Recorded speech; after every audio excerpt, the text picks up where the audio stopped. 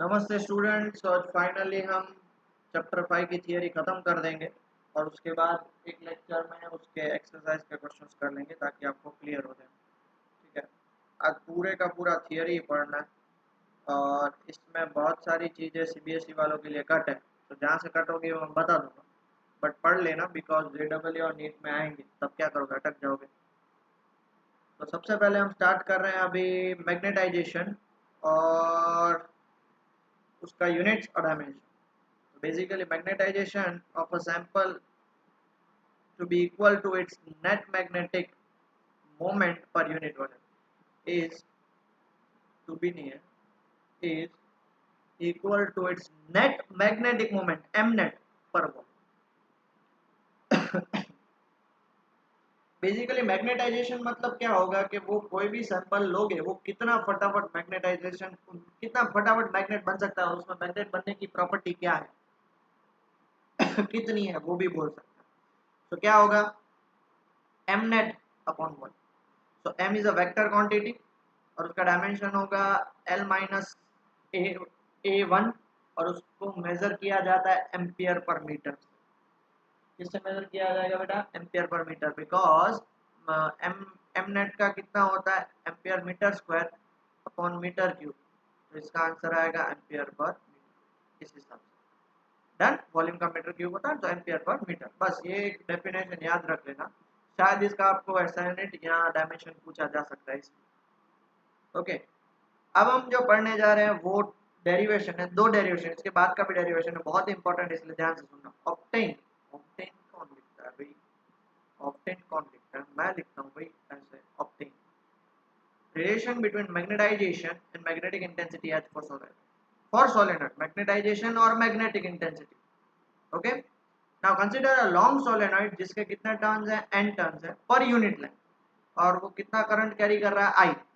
तो magnetic field in the interior of solenoid क्या होता है, इंटीरियर ऑफ द सोलेनॉइड किस तरह से हम उसको बोल सकते हैं बेटा, उसको हम बोल सकते हैं B zero is equal to mu zero N I, ये उसका फॉर्मूला है, बराबर है। मान लेते हैं if the interior of the solenoid is filled with a material of non-zero magnetization, the field inside the solenoid will be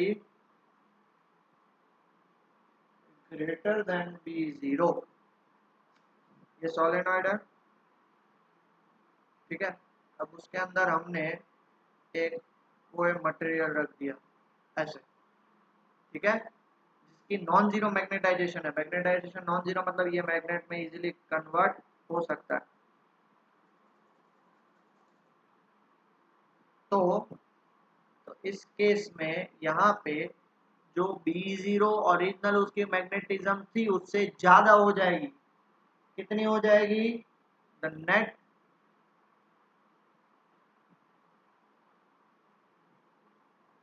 magnetic field B in the interior of solenoid में B. देखो मैं जो लिख रहा हूँ ना, गुजरात बोर्ड वाले तो खास करके ऐसे ही लिखना, बाकी सीबीएसई वाले थोड़ा चेंज करोगे तो चलेगा। हाँ, अब अंदर मैग्नेटिक फील्ड कितनी हो जाएगी, ओरिजिनल तो सोलेनॉइड की थी वो, और प्लस बीएम, बीएम मतलब जो आपने मटेरियल ऐड किया। Okay, where BM is the field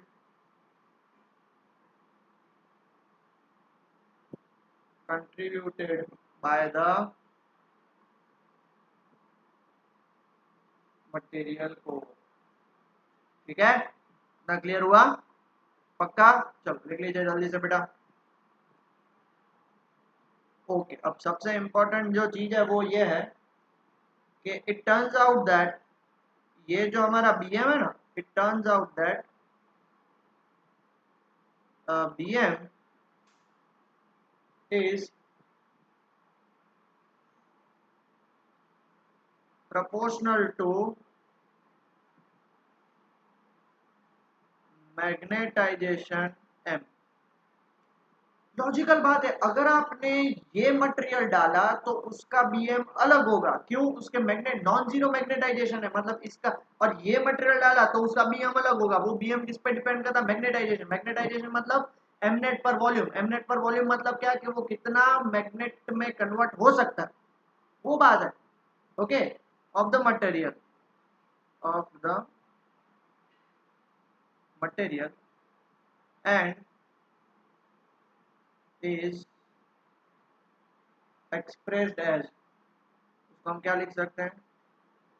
Bm is directly proportional to n। Okay, इसमें इसको यहाँ पे है ना, इसको आप नंबर 1 नाम दे देना, इसको नंबर 2 नाम दे देना, और इसको Bm is directly proportional to n। therefore जब प्रोपोर्शनलिटी हटाओगे तो कांस्टेंट लगेगा, और इस कांस्टेंट को हम बोलते हैं म्यू नॉट m, और इसको मैं नंबर 3 नाम दे देता हूँ। where mu naught is same constant, कौन सा? constant of permeability that appears in Biot-Savart's law. Biot-Savart's law किसके लिए होता है? मैग्नेटिक फील्ड फाइंड करने के लिए, और यहाँ पे भी क्या मैग्नेटिक फील्ड, तो दोनों में म्यू नॉट क्या होगा बेटा? सेम ही होगा ना।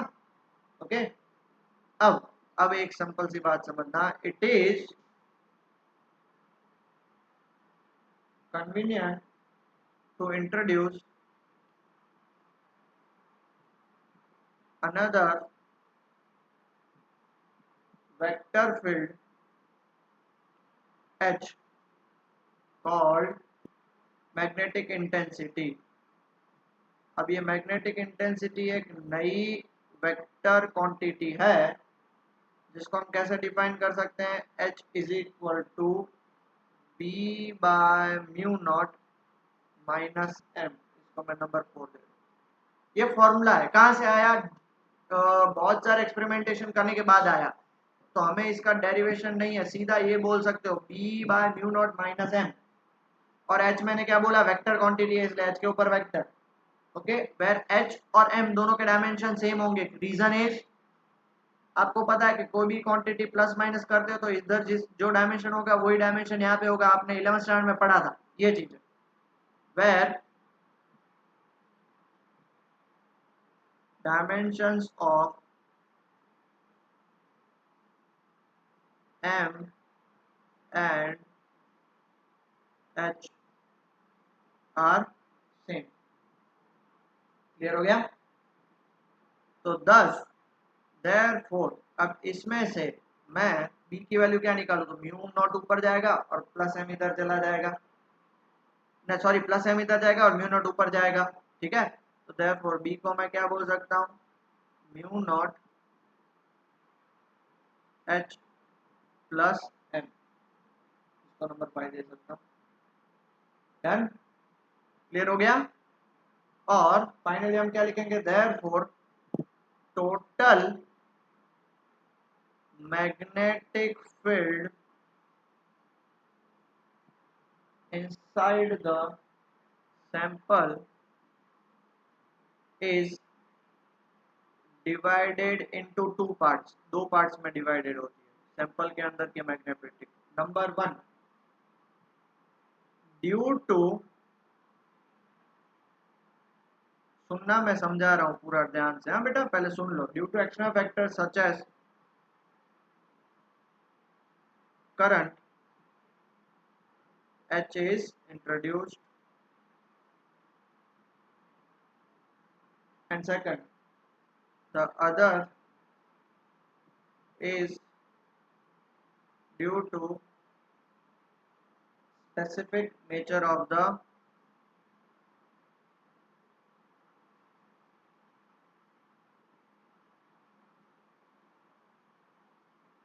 Magnetic material M. अब देख लो, आपको पता है कि मान लो आपके पास ये सोलेनोइड है, उसके अंदर आपने एक ये कोई भी चीज अंदर डाली, मैं रफली बना रहा हूँ। तो मुझे एक चीज बताओ कि ये सोलेनोइड में करंट आई प्रोड्यूस हो रहा है, इसमें वो इसमें क्या करेगा, क्या करेगा, जल्दी से बताओ क्या करेगा, मैग्नेटिक फील्ड इंट्रोड्यूस करेगा और रिड्यूस करेगा। दूसरा, ऑलरेडी मैग्नेटिक फील्ड सेंटर से जा रही थी, उसके कारण इसमें मैग्नेटाइजेशन और भी प्रोड्यूस होगा, एक इलेक्ट्रिक करंट के कारण और एक मैग्नेटिक करंट के मैग्नेटिज्म के कारण। तो इलेक्ट्रिक करंट के कारण एच आ रहा है और मैग्नेटिज्म के कारण एम आ रहा है, एम। ओके, सो वो दो आ रहे हैं, इसलिए B is equal to mu naught H plus M, दोनों के कारण वो ऐड हो रहा। क्लियर हो गया बेटा, पक्का? चलो pause the video, note it down. ठीक है, अब एक और theory question, explain the magnetic susceptibility. Magnetic susceptibility क्या होती है वो देखना है, from it explain relative magnetic susceptibility वो देखना है, और उसके बाद रिलेशन बिटवीन देम देखना है। ओके, चलो स्टार्ट करते हैं। The magnetization of material M is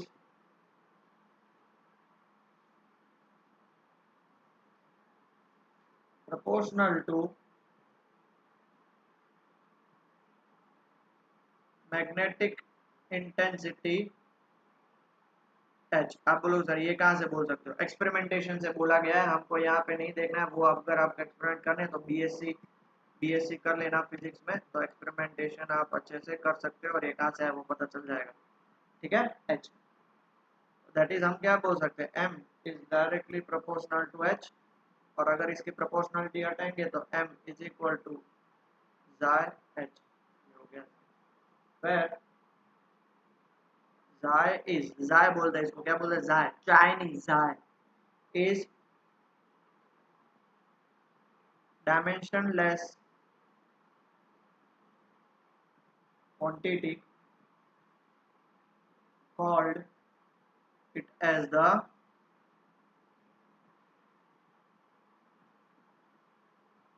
magnetic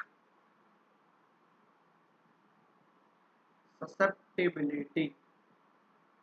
okay, उसको मैग्नेटिक ससेप्टिबिलिटी, वो होता क्या है, it is the measure of how a magnetic material responds to an external field। समझे बेटा, एक्सटर्नल फील्ड में उस मैग्नेटिक मटेरियल को रखोगे तो मैग्नेटिक मटेरियल किस तरह से रिस्पॉन्ड करेगा, जल्दी से मैग्नेटाइज हो जाएगा, कम से मैग्नेटाइज होगा, नहीं होगा, वही सारी चीजें हैं। क्लियर हो गया? So please pause the video and note it down. Okay, for paramagnetic, अब ये पैरामैग्नेटिक क्या है, इसके बाद वही टॉपिक हम स्टार्ट करेंगे। मैग्नेटिक मटेरियल बहुत सारे टाइप के आते हैं, पैरा, डाई और ferro. For paramagnetic material it is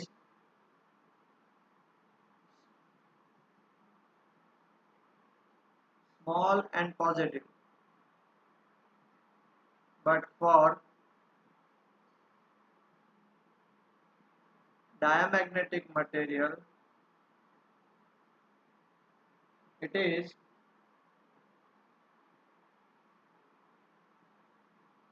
small and negative। Okay, क्यों नेगेटिव, बिकॉज M और H दोनों अपोजिट डायरेक्शन में होता है डायमैग्नेटिक मटेरियल में। ठीक है, let us assume, let us consider that material which can be magnetized are filled in the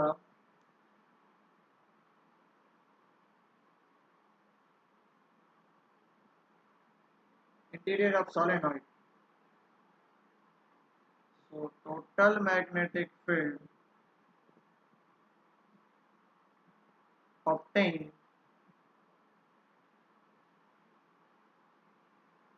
when current I in solenoid pass through is, समझ रहे हो, एक कंसिडर मटेरियल लेते हैं जो मैग्नेटाइज्ड हो सकता है, इंटीरियर ऑफ सॉलिड भर दिया तो टोटल मैग्नेटिक फील्ड, अब जब आई पास हो गया तो हमने बोला था ना बेटा क्या बोला था मैंने आपको, mu zero H plus M, एक तो करंट के कारण एच और वो मैग्नेटाइज हो जाएगा एम, बराबर है, इसको नाम दे दे two, put one in two, one हमारा क्या निकला था चेक करो, वन हमारा निकला था m was equal to xi h, तो h प्लस xi h हो गया क्लियर। फाइनली इसको मैं क्या बोल सकता हूँ, mu zero one plus xi h, इसको मैं नंबर 3 दे दूँ। ओके, अब देखो एक बात समझो बेटा, mu zero constant, one constant, xi भी कांस्टेंट, ओके इतना लिख लो फिर आगे बढ़ते हैं। Here mu zero one plus xi is the, उसको बोलते हैं हम परमिएबिलिटी ऑफ द मटेरियल, क्या बोलते हैं बेटा उसे हम, परमेबिलिटी ऑफ मटेरियल बोलते हैं। तो therefore mu is equal to mu zero one plus xi, ये होता है डन, पक्का। इसको मैं नंबर 4 दे दूं, अब ये म्यू जीरो नीचे जाएगा तो therefore mu by mu zero is equal to one plus xi, इसको मैं क्या बोल सकता हूँ, mu are is equal to one plus xi, इसको मैं नंबर 5 देता हूँ, हो गया पक्का।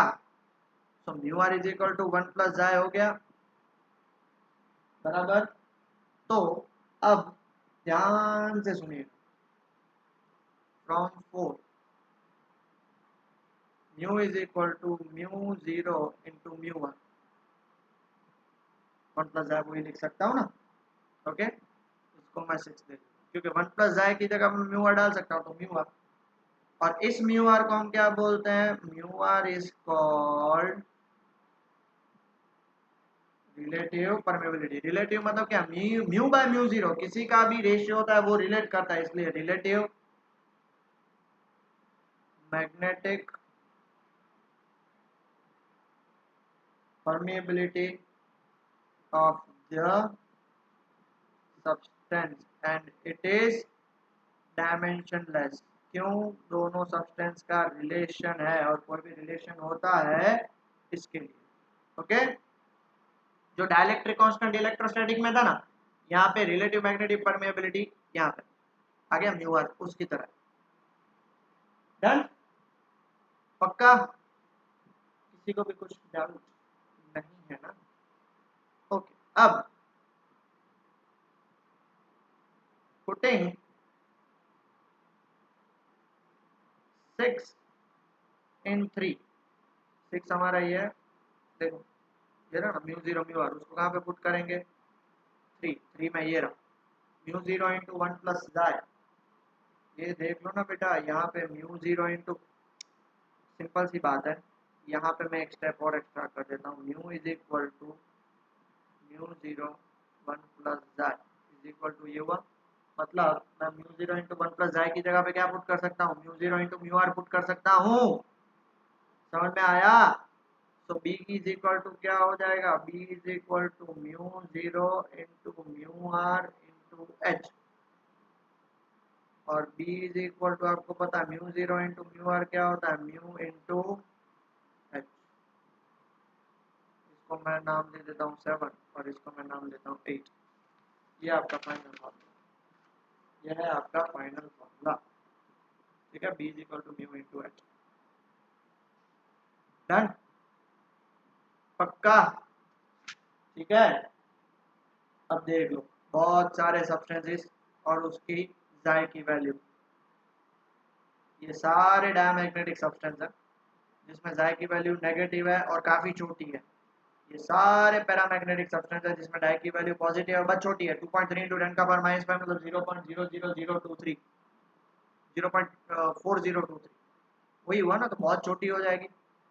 सो ये सारे डायमैग्नेटिक याद रखने की जरूरत नहीं है, सिर्फ इतना याद रखने का डायमैग्नेटिक तो नेगेटिव एंड स्मॉल, पैरामैग्नेटिक तो negative and sorry positive and small, sorry sorry. Okay, अब नेक्स्ट क्वेश्चन की तरफ आगे बढ़ते हैं। एग्जांपल 5.10 है, क्या क्या दिया हुआ है। A solenoid has a core material with a relative permeability 400 है, so mu r is equal to 400. The winding of the solenoid are insulated from the core and carries the current I is equal to 2 ampere. The number of turns n is equal to 1000 per meter है। सबसे पहले हमें A find करना है, H is what?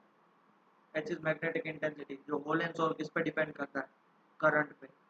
याद करो मैंने बता दिया बेटा, जितना करंट चेंज होगा उतनी एच चेंज होगा, तो उसको मैं क्या बोल सकता हूँ, एन इंटू आई। याद रख लेना, ये बहुत काम आएगा, हमारी आगे डिस्कशन हो चुका है। एन कितना है 1000 इंटू ए कितना है 2, तो इसका आंसर आएगा 2000 एम्पियर पर मीटर। फिर हमें फाइंड करना है एम, तो एम कितना होगा, एम का फॉर्मूला, एम के फॉर्मूले के लिए हमें सबसे पहले क्या फाइंड करना पड़ेगा, बी फाइंड करना पड़ेगा। तो एम के फॉर्मूले के लिए बी फाइंड कर लेते हैं, तो बी इज इक्वल टू क्या होगा, mu R into mu zero into H. Mu R दिया हुआ है 400, म्यू जीरो होता है 4 पाई इंटू 10 का पावर -7। ओके, और एच कितना निकला, 2000 निकला। तो देख लो यहाँ पे 3 और 2 5, मतलब ये तो -2 हो जाएगा, तो 4 2 जा 8, 16 पाई इंटू 10 का पावर -2। तो सारी वैल्यूज पुट करोगे, 16 पाई इंटू 10 का पावर, मतलब इसका आंसर आएगा 100048। ठीक है, समझ में आया बेटा, फॉर्मूलाज तो वही है वही। और अब सी फाइंड, अब हमने एक्चुअली हमने क्या फाइंड किया, हमने बी फाइंड कर लिया, ये हमने पहले फाइंड कर लिया सी। अब हम फाइंड करेंगे बी। एम का फॉर्मूला क्या होता है, B by mu naught minus H. M is equal to B क्या निकला हमारा 1.0048, म्यू नॉट की वैल्यू क्या निकली, माइनस एच की वैल्यू 2000। ये ऊपर चला जाएगा और सब कुछ कैलकुलेट करोगे तो इसका आंसर आएगा 7.98 इंटू 10 का पावर 5 एम्पियर पर मीटर। बेटा ट्राई तो कर सकते हो ना, ठीक है। और हमें सबसे लास्ट क्या फाइंड करना है, डी। डी में क्या दिया हुआ है, the magnetising current I M. Magnetising current I M का फॉर्मूला याद रख लेना, बहुत ही इंपॉर्टेंट है, एम बाय एन। तो सर ये आई क्या था, आई, ये जो आई है वो क्या है, ये आई है ना, वो एच को प्रोड्यूस करेगा। मैग्नेटाइजिंग करंट एम है, वो किसके कारण होगा, कैपिटल एम के कारण होगा। याद रख लेना, यही छोटी छोटी चीजें समझनी है। 7.98 इंटू 10 का पावर 5 आया, और अपॉन एन कितना है 1000 है, तो देयरफॉर आई एम की वैल्यू कितनी निकलेगी, 798 एम्पियर। ओके, क्लियर हो गया। चल बेटा, किसी को भी कुछ डाउट तो आगे बढ़े, अभी नहीं हो तो आगे बढ़ रहे। ओके, चल आगे बढ़ते हैं। अब पूरा थियरी टॉपिक स्टार्ट हो रहा है। ये टॉपिक सीबीएसई वालों के लिए नहीं है, दाया पैरा फेरो। अब यहाँ से एक्चुअली है ही नहीं सीबीएसई वालों के लिए, तो सीबीएसई वाले जाना चाहते हैं तो जा सकते हैं, बट मेरी रिक्वेस्ट है कि मत जाइए प्लीज़, तुसी ना जाओ। इट्स नॉट लाइक दैट, इसलिए मना बोल रहा हूँ बिकॉज ये इसमें से बहुत सारे क्वेश्चन है ना एंट्रेंस एग्जाम्स में आते हैं। तो देखो आपका सीबीएसई का सिलेबस कट हुआ है, एंट्रेंस एग्जाम्स का कट नहीं हुआ अब तक। बाकी तो आप लोग होशियार हो, जैसे आपकी अच्छा। सबसे पहले मैग्नेटिक प्रॉपर्टी, तीन मटेरियल होता है diamagnetism. What is diamagnetic substance are those which are tendency to move from stronger to weaker part of the external magnetic field। हमेशा कहाँ से कहाँ पे मूव होंगे, स्ट्रॉन्गर से weaker part in external magnetic field, in external magnetic field. MCQ में ऐसे ही आएंगे। इन अदर वर्ड्स, तो इसका मतलब क्या होता है, unlike the way a magnet attracts metal like iron, it would repel a diamagnetic substance. Magnet जो है, in other words like way, magnet जो अट्रैक्ट करता है आयरन जैसे को, डायमैग्नेटिक को वो क्या करेगा, रिपेल करेगा। ठीक है, क्या करेगा वो, रिपेल। देखो figure shows a bar magnet of diamagnetic magnetic material placed in external magnetic field. अब उसमें से आप देख सकते हो सिर्फ एक ही फील्ड लाइन अंदर जा रही है, the field lines are repelled. Repel मतलब देखो बाहर, ये एक मटेरियल है, अगर वो मैग्नेटिक मटेरियल होगा तो अंदर से जाने देता ना, बट जाने नहीं दे रहा, वो रिपेल कर रहा है, सिर्फ एक को ही जाने दिया, मतलब very few lines are pass, the field lines are repelled और expelled and the field line inside is reduced. In most cases, as it is dividend from table 5.2, हमने देखा अभी थोड़ी देर पहले आगे, क्या देखा, डायमैग्नेटिक सारे नेगेटिव और स्मॉल रहते हैं। This reduction is slight, being 1 part in 10⁵. 10⁵ में से एक। When placed in a non-uniform magnetic field, the bar will tend to move from high to low field. कहाँ से, स्ट्रॉन्गर टू वीकर, तो ये जो बार मैग्नेट है वो कहाँ से कहाँ पे जाएगा, high to low. Non uniform magnetic field मतलब कहीं पे ज्यादा कहीं पे कम, तो हमेशा वो हाई मैग्नेटिक फील्ड से कहाँ पे जाएगा, लो मैग्नेटिक फील्ड। क्यों, बिकॉज वो रिपेल करता है मैग्नेटिक फील्ड लाइंस को। ओके, क्यों रिपेल करता है वो हम अभी देखेंगे, पहले इतना लिख लीजिए, ठीक है, डन। अब देखो, the simplest explanation for diamagnetic as follows. Electrons in an atom orbiting around nucleus possess orbital angular momentum, ये सबको पता है, केमिस्ट्री में पढ़ा है। These orbiting electrons are equivalent to current carrying loop and thus possesses orbital magnetic moment. अब देखो, electrons orbit में मूव होंगे तो वो क्या प्रोड्यूस करते हैं, कोई भी इलेक्ट्रॉन पर्टिकुलर मूव हो रहा है तो एक ही जगह से बार बार मूव होता है, तो करंट का फॉर्मूला क्या होता है, Q/T। तो Q/T मतलब वो करंट प्रोड्यूस करेगा, तो उसके कारण उसके ऑर्बिटल मैग्नेटिक मोमेंट, करंट के कारण उसमें मैग्नेटिक मोमेंट भी प्रोड्यूस होगा। ठीक है, तो diamagnetic substances are the ones in which resultant magnetic moment in an atom is 0 0 0। ठीक है, जिनके अंदर रिजल्टेंट मैग्नेटिक मोमेंट, क्यों, मान लो आधे इस साइड तो आधे इस साइड, आधे इस साइड तो आधे इस साइड, ये रिजल्टेंट ओके एड अप होके क्या हो जाएगा, when magnetic field is applied, those electrons having orbital magnetic moment in the same direction slow down and those in opposite direction speed up. This happens due to the induced current in accordance with the Lenz law which we will study in chapter 6. अब वो क्यों होता है, जो उसके direction में होंगे वो स्लो हो जाएंगे और उसके ऑपोजिट डायरेक्शन वाले स्पीड में हो जाएंगे, क्यों, because of Lenz law. Lenz law क्या बोलता है, उसको अपोज करेगा, तो हम चैप्टर 6 में पढ़ेंगे। Thus the substance develops a net magnetic moment in direction opposite to that of, क्या बोला बेटा, जो ऑपोजिट वाले वो स्पीड करेंगे और उस डायरेक्शन वाले स्लो करेंगे, तो जो ऑपोजिट वाले वो स्पीड करेंगे तो उनका जो मैग्नेटिक फील्ड है वो भी कहाँ पे जाएगा, ऑपोजिट डायरेक्शन। मैं आपको सादी भाषा में समझाऊं तो एक ही बात समझ लो कि उसके अंदर जो इलेक्ट्रॉन्स होते हैं, अगर उसको आपने, कोई भी सब्सटेंस को आपने अगर उसको रख दिया एक्सटर्नल इलेक्ट्रिक फील्ड में, एक्सटर्नल मैग्नेटिक फील्ड में, तो जो और इलेक्ट्रॉन्स उसके orbital magnetic moment same direction में होगी। सेम डायरेक्शन मतलब मान लो मैंने यहाँ पे मैग्नेटिक फील्ड ये डायरेक्शन में अप्लाई करी, तो ये डायरेक्शन वाले क्या हो जाएंगे, ये हो जाएगा स्लो, ये हो जाएगा स्लो, ये ऑपोजिट डायरेक्शन में है तो ये हो जाएगा फास्ट, ये हो जाएगा फास्ट। तो जिस डायरेक्शन में अप्लाई कर रहा हूँ वहां पे तो फास्ट होना चाहिए, तभी तो वो अट्रैक्ट करेगा, बट वो हो रहा है स्लो। और ऑपोजिट डायरेक्शन वाले फास्ट हो रहे हैं, मतलब वो क्या करेगा, अपोज करेगा, रिपल्स करेगा। Done. Some diamagnetic material are bismuth, copper, lead, silicon, nitrogen at STP, water and sodium chloride. Diamagnetism is present in all the substances. However, the effect is so weak in most of the cases it gets shifted by other effects like paramagnetism and ferromagnetism. हर एक material में diamagnetism होता है, but किसी में paramagnetism ज्यादा होता है इसलिए वो नहीं दिखता, किसी में फेरोमैग्नेटिज्म ज्यादा होता है इसलिए नहीं दिखता। बोलते हैं ना, स्टूडेंट बहुत ही ब्रिलियंट है, मस्तीखोर है, बट ब्रिलियंट है इसलिए उसकी मस्ती ढक जाती है। वेर एज स्टूडेंट डब्बा है पढ़ने में मेरे जैसा और मस्तीखोर है तो पढ़ेगी, क्योंकि अपोजिट डायरेक्शन में ही जा रहा है, पढ़ाई का नाम नहीं लेना है और अपोजिट डायरेक्शन में जा रहा है। वेर एज पढ़ाई बहुत ज्यादा है और अपोजिट डायरेक्शन दैट इज मस्ती जो है वो कर रहा है, बट वो उसकी मस्ती को नेग्लेक्ट कर सकता है। किसके कारण, पैरामैग्नेटिज्म और ferromagnetism. The most exotic diamagnetic material are superconductor, most most most most IMP, superconductor पे नोट्स है, ठीक है। These are metals cooled to very low temperature which exhibits both perfect conductivity and perfect diamagnetism। मतलब वो repel भी करेगा और conduct भी करेगा।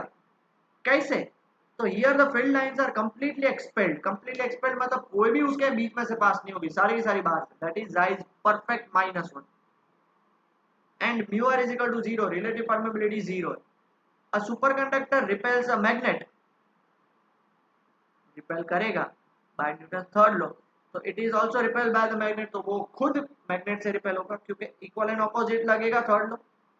The phenomena of perfect diamagnetism in superconductor is called the Meissner effect, याद रखना ये नाम Meissner effect by the name of its discover. Superconducting magnets can be gainfully exploited in various variety of situations, for example running magnetic leviated superfast train। Perfect diamagnetic materials को हम super conductor बोलते हैं, जिसमें हर एक line बाहर से पास होगी, किसी को भी अंदर जाने नहीं देगा। ओके, क्लियर हो गया। तो यहाँ पे हमारा डायमैग्नेटिज्म खत्म होता है, सुपर कंडक्टर भी खत्म होता है।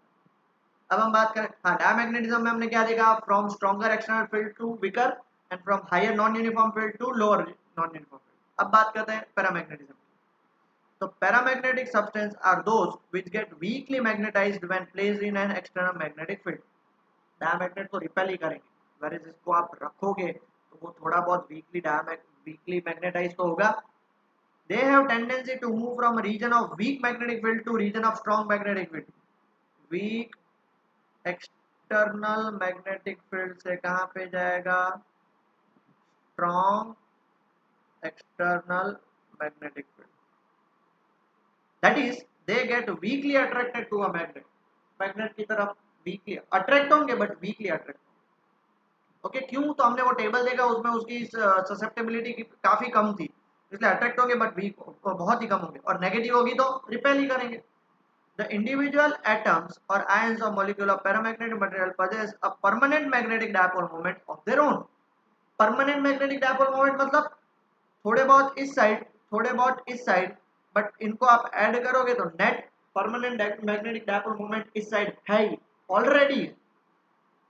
Okay, on account of the ceaseless random thermal motion of atoms, ceaseless thermal मतलब वो motion of the atoms continuously होता है, रूम टेम्परेचर भी सारे atoms घूमते रहते हैं, the net magnetization is seen, इसी के कारण net magnetization थोड़ी बहुत दिखती है।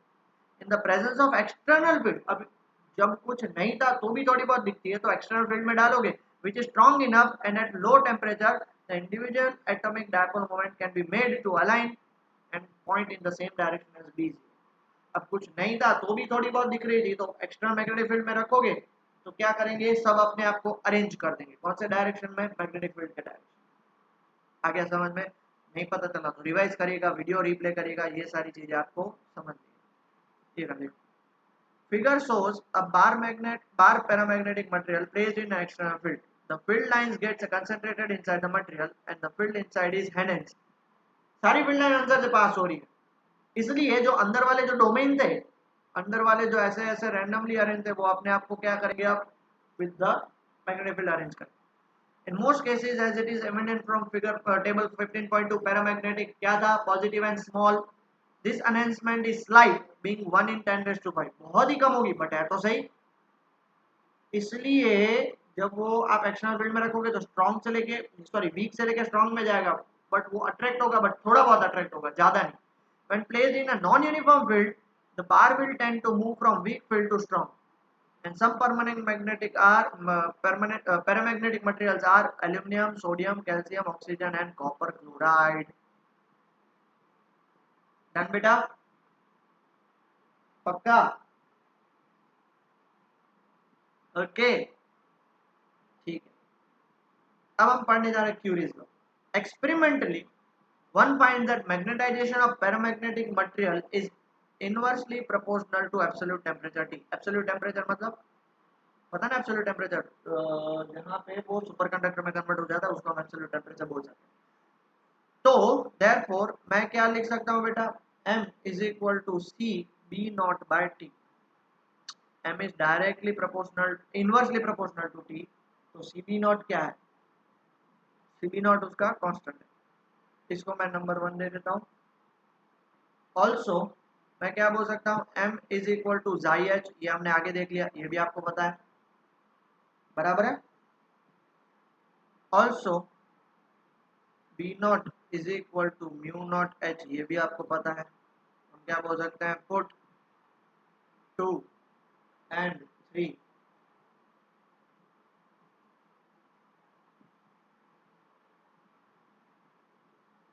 in 1।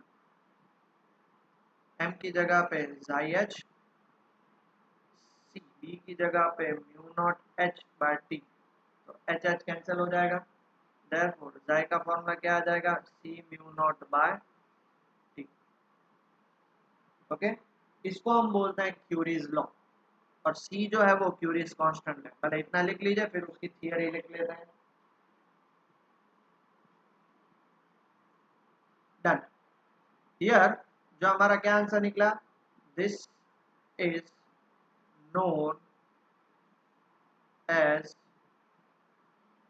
Curie's law, and the constant C is called Curie's constant, madam Curie के नाम पे। ठीक है, इंस्टाग्राम पे आपने बहुत सारे फोटो देखे होंगे, सारे साइंटिस्ट, उसमें एक अकेली लड़की थी, और जो एक बंदा मिसिंग था वो था Nikola Tesla. I don't know क्यों नहीं लिया गया, बट निकोला टेस्ला के बिना वो सब सब अधूरा है। I am a big fan, मैं मेरे इंस्पिरेशन है इसलिए बता रहा हूँ। अब आपको पता है कि for a paramagnetic material, for a paramagnetic material both xi and mu are, ये इसका टेबल है, वो लास्ट में बताऊंगा, फेरो के बाद बताऊंगा ताकि आपको पता चले। Depend not only on the material but also, किस पे डिपेंड करेगा, but also on absolute temperature. ठीक है, जाए हमने अभी फॉर्मूला देखा जाए equal to C mu naught by T, तो म्यू नॉट बाय टी मतलब म्यू भी इस पे डी टी पे डिपेंड करेगा। ओके, और last point, as the field B0 is increased, the temperature is lowered, the magnetization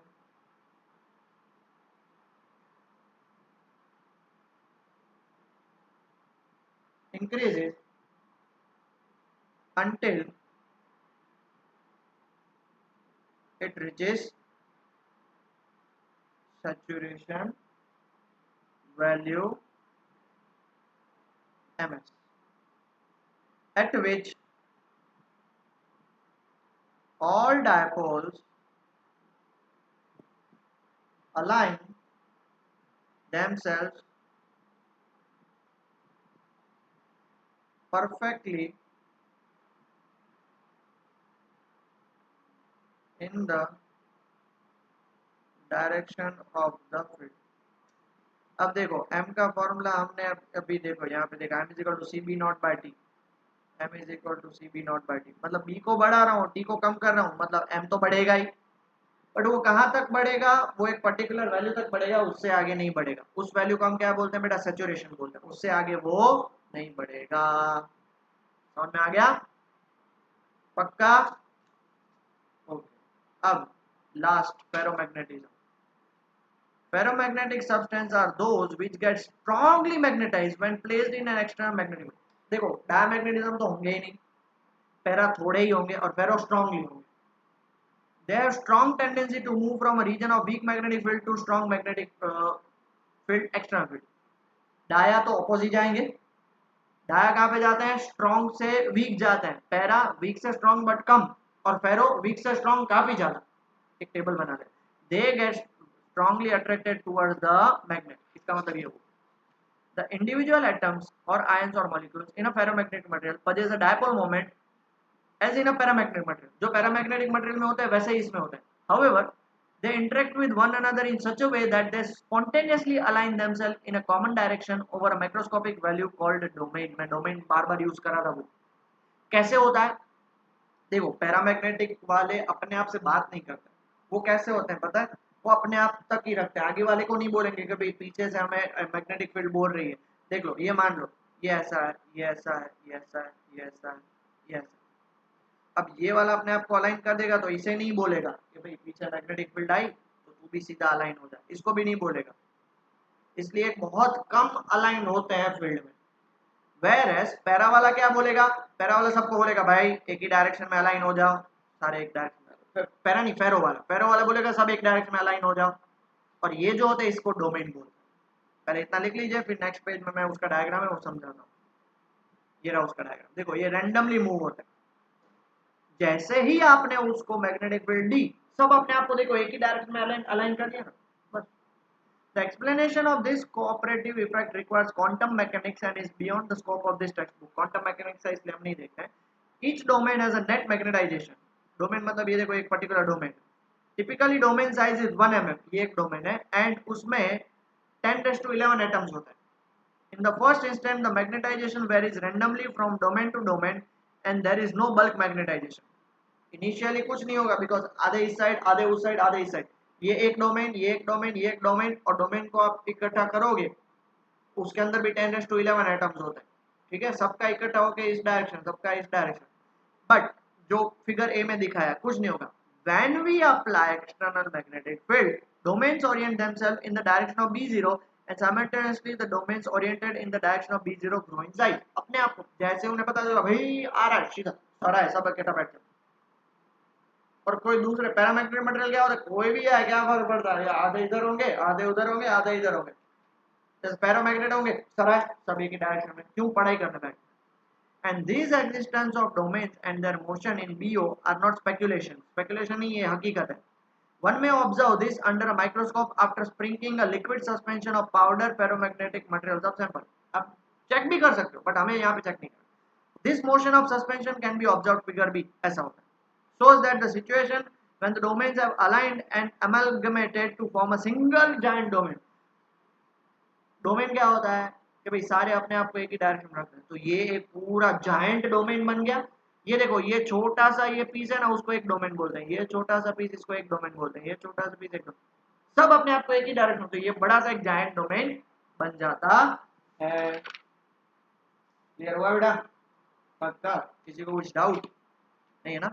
Thus in ferromagnetic material the field lines are highly concentrated। Para में भी थी बट 10⁵ में 1 थी, बट इसमें फेरो में तो बहुत ही ज्यादा कंसंट्रेटेड हो। तो डिफरेंस क्या पता चल रहा है, वो डिफरेंस भी हम देख लेते हैं। In uniform non uniform magnetic field the sample tends to move toward the region of high field and there are a number of elements which are ferromagnetic: iron, cobalt, nickel, gadolinium, etc. Their relative magnetic permeability is greater than 1000। Clear हो गया? okay. In some ferromagnetic materials, the magnetization persists. Such materials are called hard ferromagnetic materials or hard ferromagnetic। आपने उसमें से magnetic field निकाल ली, फिर भी उसके अंदर परसिस्ट मतलब पड़ी रहती है, उसको बोलते हैं hard magnetic. For example alnico, alloy of iron, aluminum, nickel, cobalt, and copper is one such material. The naturally occurring lodestone is another. Such material form permanent magnets to be used among the other things such as compass needle। एक बार उसको magnetic field में रख दिया तो वो अपने आप permanent magnet बन जाते हैं, इसलिए उसको कंपास नीडल बार बार हमें उसको चेक करना पड़ता है ना, कहाँ पे मैग्नेटिक फील्ड कितनी है वो। On the other hand, there is a class of ferromagnetic material in which the magnetization disappear on removal of the external field। External field रखोगे तब तक वो रहेगा, जैसे निकाल दिया निकल गया। Soft iron is one such material जिसको हम इलेक्ट्रोमैग्नेट्स भी बोलते हैं। इलेक्ट्रिसिटी पास करी तो होगा, नहीं तो निकाल दिया। Appropriately enough such material are called soft ferromagnetic material. जिसके अंदर मैग्नेटिक फील्ड निकालने के बाद भी थोड़ी बहुत मैग्नेटिक परसिस्ट करती है उसे हार्ड बोलते हैं। जिसको निकाल देने के बाद नहीं करती उसे हम क्या बोलते हैं, सॉफ्ट फेरोमैग्नेटिक मटेरियल बोलते हैं। ओके आगे बढ़े। Okay, the ferromagnetic property depends on temperature. At high enough temperature a ferromagnet becomes paramagnet. बहुत ज्यादा टेम्परेचर पे फेरोमैग्नेट को पैरामैग्नेट में कन्वर्ट कर देगा, बराबर है। The domain structure डिसइंटीग्रेट्स with temperature. और जो डोमेन अपने आप को रखा था वो टूट जाएगा और वापस किस में कन्वर्ट हो जाएगा, पैरा में। And this disappearance of magnetization with temperature is gradual. Gradual मतलब धीरे धीरे धीरे होता है, एक साथ नहीं हो जाता है। ऐसे नहीं कि भाई उस मैं उसको मान लो -100 डिग्री पे लेके गया, -100 पे लेके गया, तो सडनली वो क्या हो जाएगा, सडनली वो सारा पैरामैग्नेट में कन्वर्ट हो गया। No, it's not like that, वो धीरे धीरे ग्रेजुअल होता है। It is a phase transition reminding us of the melting of solid crystal, and the temperature of transition from ferromagnet to paramagnet is called the Curie's temperature. वो temperature जहां से वो ferromagnet से पैरामैग्नेट में convert होना start हो जाएगा उसे हम क्यूरिस टेम्परेचर बोलते हैं। ओके, और टेबल भी दिए हुए हैं बहुत सारे क्यूरिस टेम्परेचर के लिए, और किस किस का क्या क्या क्यूरी टेम्परेचर है वो हम बाद में देख लेंगे। कोबाल्ट के लिए 1394 है, आयरन के लिए 1043 है, निकल के लिए 631 है, और गैडोलिनियम के लिए 317 है। Okay, the susceptibility above the Curie temperature, that is in the paramagnetic phase, is described by susceptibility का formula होता है C minus T minus Tc. Okay, where T is always greater than Tc, क्योंकि susceptibility for ferromagnet is positive, मतलब T हमेशा Tc से बड़ा होना चाहिए। Tc is known as Curie's temperature, T is temperature जिस पे आप रखोगे, और C आपका क्या है, constant, Curie's constant। ठीक है, फॉर्मूला याद रख लेना। ओके, ये रहा देखो, आयरन नहीं, बहुत सारा है ना, बहुत सारा।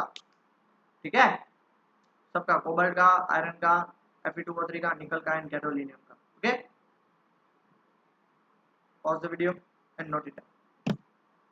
ओके बेटा, फिर देख लो, ये रहा आपके सामने, ये डायामैग्नेट, ये पैरा और ये ferro. Diamagnetic substance are those substance which are feebly repelled by a magnet। feebly मतलब थोड़ा सा रिपेल होंगे, थोड़ा सा अट्रैक्ट होंगे, और स्ट्रांगली अट्रैक्ट होंगे। प्लेस्ड इन मैग्नेटिक फील्ड, बहुत कम उससे पास होंगी, थोड़ी ज्यादा पास होंगी, और बहुत सारी लाइंस पास हो जाएंगी। हो गया, समझ में आ गया? जो मैंने बोला वही है, बट ये आपको समझ में आए, एक लिख लो ताकि आपको याद करने में भी इजी हो। ओके, लिख लिया बेटा सब लोगों ने? दूसरा, अब ये हमारा पहला कौन सा है, ये हमारा पहला है, हमारा कौन सा है, पहला हमारा डाया है, डाया भाई, दया बहन, फेरा भाई और फेरो भाई। Okay, when a diamagnetic substance is placed in a magnetic field, it is weakly magnetized in the direction of opposite. ये weakly magnetized in the direction and ये strongly magnetized in the direction. इसका जो dipole moment m है वो small और negative, dipole moment small और positive, dipole moment very large. Intensity of magnetization, small negative value, small positive value, very large value. Magnetic permeability mu is always less than 1, is more than 1, और ये तो काफी ज्यादा होती है। बराबर है, ये आपका पूरा टेबल है। डन। एक टेबल और मैं टेक्स्ट बुक में, वो मैंने यहाँ पे नहीं बनाया, आप बना लेना अपने आप से, और वो है म्यूआर और जाई का टेबल, म्यूआर और जाई का टेबल, ससेप्टिबिलिटी और रिलेटिव परमेबिलिटी का। मैग्नेटिक परमेबिलिटी का तो है ही, ससेप्टिबिलिटी का है, वो एक टेबल है। आप चाहो तो मैं वापस यहाँ पे बना सकता हूँ, कोई नहीं, चलो बना देता हूँ। ठीक है,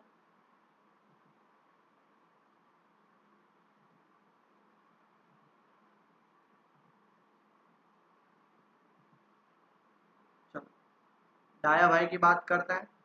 डाया भाई का जो ससेप्टिबिलिटी होती है वो -1, 0 से कम और -1 के बीच में होती है।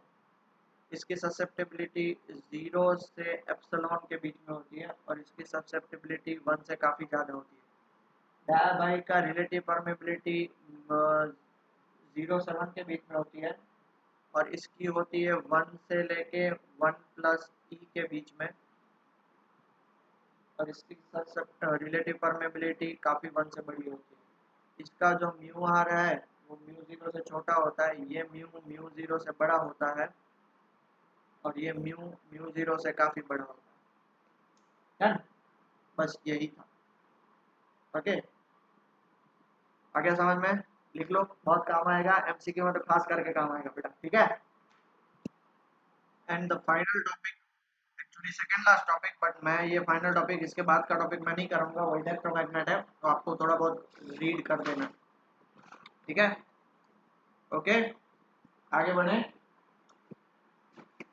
चलो आगे बढ़ते। इसका नाम है hysteresis, B versus H. B is magnetic field versus H मतलब intensity of magnetization. Okay, B versus H का ग्राफ. अब इस ग्राफ को हिस्टेरेसिस बोलते हैं. अब ये ग्राफ क्या बताना चाहता है पता है बेटा? ये ग्राफ ये बताना चाहता है कि हमने देखा कि अगर हम फेरोमैग्नेटिक मटेरियल को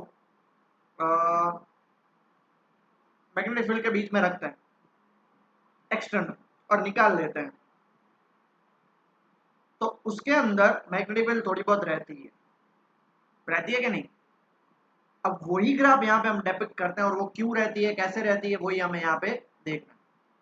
the relation between B and H in ferromagnetic material is complex. Ferromagnetic material में B और H का रिलेशन स्ट्रेट नहीं है.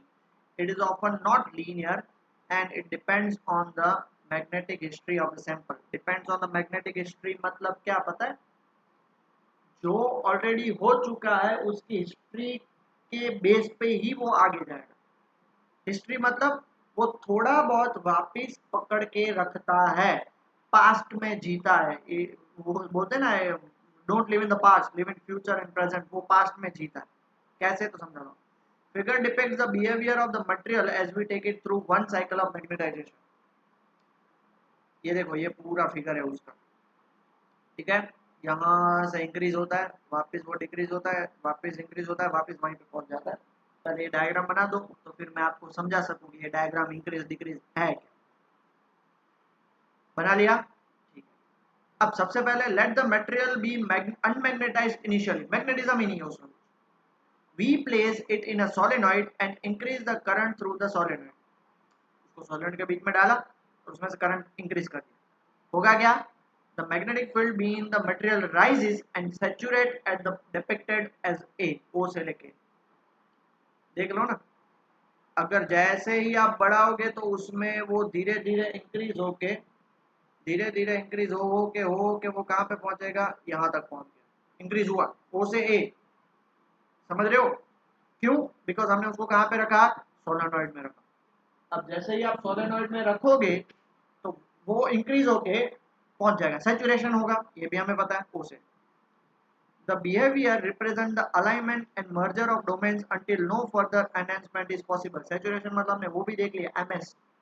उससे ज़्यादा वो अपने आप को अलाइन नहीं कर सकता. मतलब जितना मैग्नेटिज्म है उतना ही, वरना तो क्या होगा, और ज़्यादा होता जाएगा तो इन्फाइनाइट पहुंच जाएगा. ऐसा नहीं होता है, हर एक मटेरियल का अलग होता है.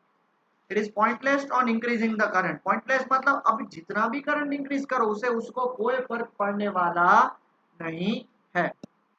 ओके, मैं जैसे बता बेटा, कितना भी करंट इंक्रीज करो वो सैचुरेशन पहुंच गया तो उसके बाद कोई फर्क नहीं पड़ता. उल्टा करंट इंक्रीज करने के लिए हमें ज्यादा एनर्जी देनी पड़ेगी और वो कोई मतलब नहीं है. It is pointless. It is pointless to increase the current beyond this. अब क्या करेंगे? तो फिर धीरे धीरे हम करंट को डिक्रीज करेंगे. Next we decrease H and reduce it to zero. अब देखो, अब थोड़ा सा मस्ती देखो क्या हो रही है. देखो यहां से हम एच को डिक्रीज कर रहे हैं, ये पॉइंट पे क्या हो जाएगा? एच जीरो हो गया. बट उसके अंदर एच डिक्रीज करने के वक्त तो क्या होना चाहिए कि भाई जब कुछ नहीं था तो हमने इंक्रीज किया तो उस लेवल पे पहुंचा, तो वापस डिक्रीज करेंगे तो कुछ नहीं होना चाहिए. बट ऐसा नहीं हो रहा है. हो क्या रहा है कि वो ये पॉइंट पे एच डिक्रीज हुआ तो इधर से लेके इधर तक उसमें थोड़ी बहुत बी की वैल्यू रिटेन करता है. वो रिटेन मतलब अपने पास रखता है. This is represented by the curve A B. ये वाला कर्व दिख रहा है बेटा?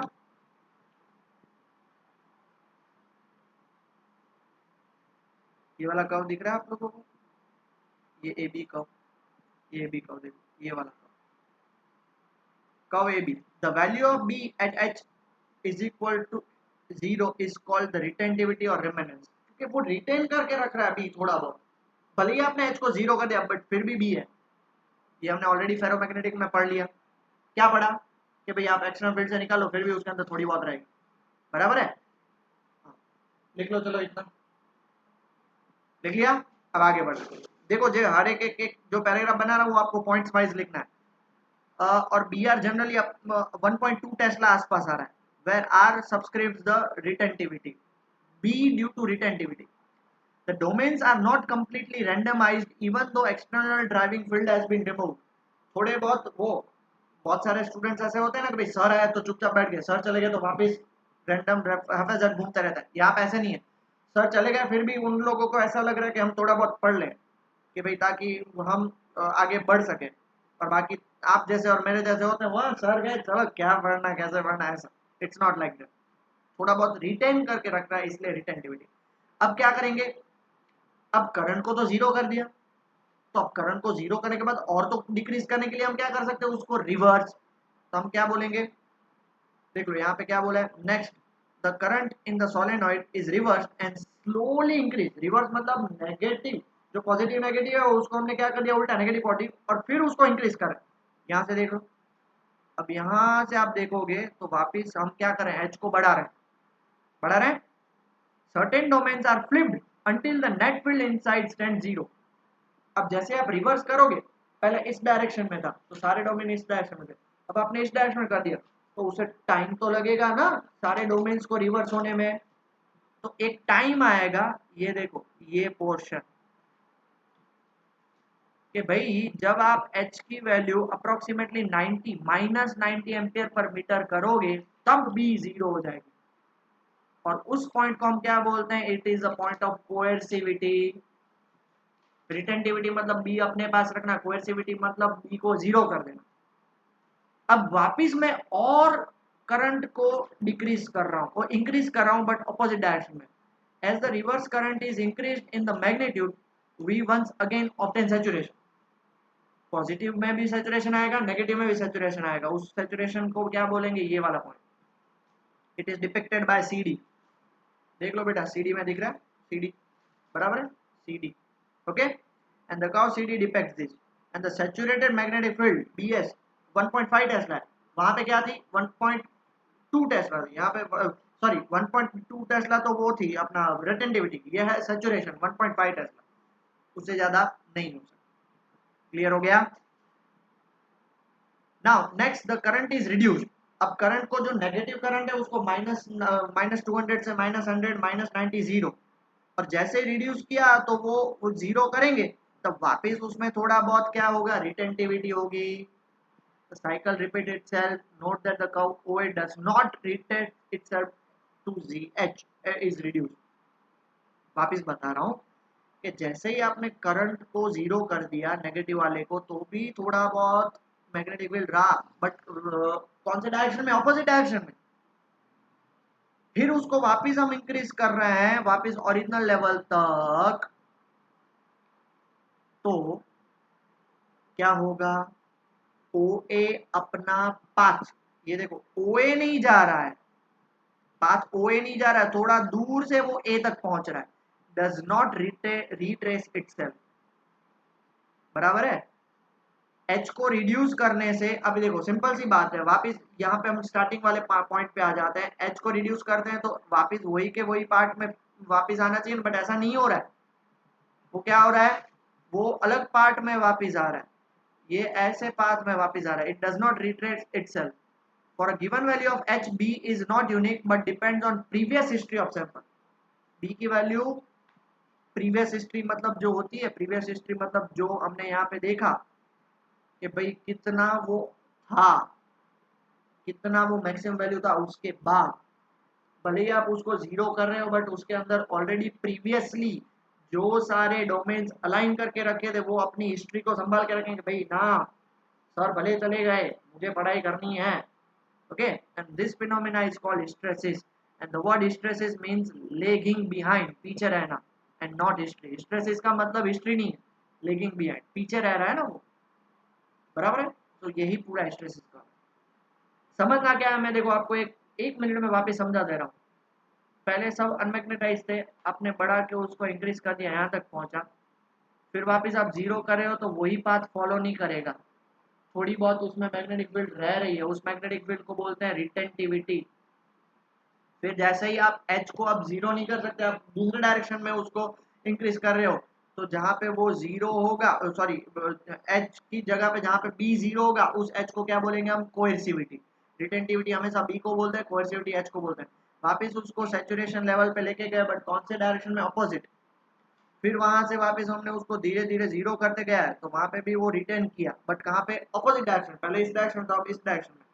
फिर वापस उसको इंक्रीज कर रहे हैं, और वो पूरा जो ऐसा लीफ शेप बनाया उसे हम क्या बोलते हैं, हिस्ट्रेसिस।